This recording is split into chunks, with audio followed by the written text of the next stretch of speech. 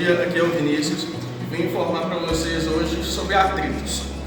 Atrito é o seguinte, sempre é uma força contrária ao movimento de um corpo.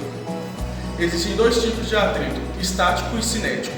Vamos falar do estático primeiro. Quando você puxa uma caixa, um bloco, alguma peça e ela não desliza na superfície, quer dizer que ela sofreu uma força contrária ao seu movimento que a impediu de continuar realizando aquele movimento. Isso é denominado pela força de atrito estática. Neste caso, quando um corpo está em repouso, aplica-se a primeira lei de Newton, que fala que a força é igual à força de atrito estático. A força de atrito estático, ela tem um limite máximo. Esse limite máximo é denominado pela força de atrito estático máximo. Na sua fórmula temos o N, que é a normal, que é uma força igual ou contrária ao peso. E também temos o coeficiente μe, que ele é um coeficiente de atrito. A força de atrito cinético, ela se diferencia do estático pelo fato do corpo já estar em movimento. E aqui nós temos a fórmula dela. Força de atrito cinético é igual ao coeficiente cinético, que é o μc, vezes a normal. A força de atrito cinético é constante e não depende da velocidade de escorregamento do corpo. Na prática, verificamos que é mais difícil tirar um corpo do repouso do que manter ele em movimento. Nisso verificamos que o atrito estático ele é maior do que o atrito cinético.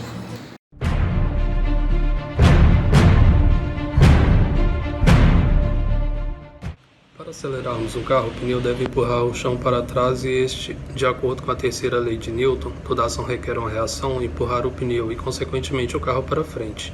A força vai surgir para dar uma aceleração ao carro e esta aceleração que o carro recebe é devido à força de atrito. Como sabemos, existem dois tipos de atrito, o atrito estático e o cinético. Ocorre que a força de atrito estático tem um valor máximo e ao tentarmos imprimir ao carro uma aceleração que corresponda a uma força maior do que este limite, o pneu não consegue se manter firme na estrada e derrapa, passando da situação do atrito estático, que é estável, para a situação de atrito cinético, o carro cantando pneu. Pessoal, meu nome é Lucas e vou explicar um pouco sobre essa experiência. O objetivo da experiência foi analisar através de um comparativo bem simples de como ocorre a influência do atrito na alteração do estado de movimento do corpo. Para isso, lançamos um corpo, sendo neste caso um disco, em duas situações distintas. Na primeira situação, existe uma grande força de atrito entre as duas superfícies de contato, que é o chão e a superfície do disco, enquanto que na segunda existe uma pequena força de atrito entre as duas superfícies.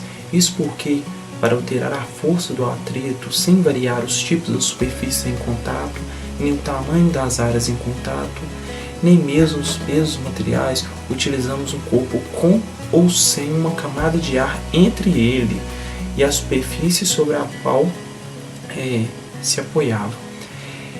Em particular, demos uma mesma velocidade inicial a uma bexiga vazia, que se encontrava com o máximo de atrito entre as superfícies, onde percebe-se que o deslocamento foi mínimo, e posteriormente a uma bexiga cheia de ar, que ao ir soltando ar à medida que se deslocava, criando assim uma camada de ar entre a superfície do disco e o chão. Se por acaso fosse possível remover todas as fontes de atrito presentes por tempo indefinido, então o objeto se deslocaria por inércia, exemplificando assim a primeira lei de Newton, que fala sobre o princípio da inércia.